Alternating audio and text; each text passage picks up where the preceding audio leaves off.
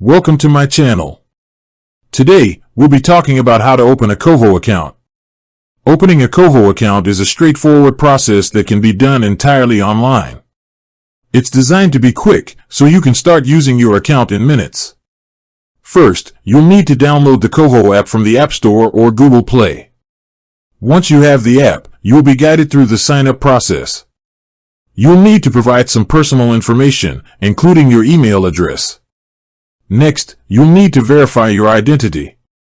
This is a standard security step for all financial accounts. Koho will ask you to upload a government-issued photo ID, such as a driver's license or passport.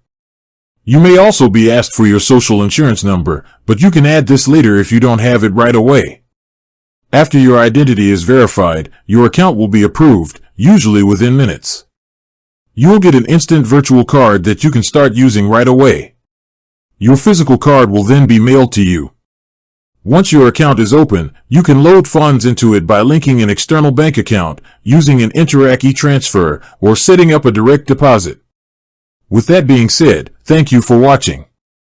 For more finance videos, kindly check my page. Please like, share, comment, and subscribe to my channel. Thank you.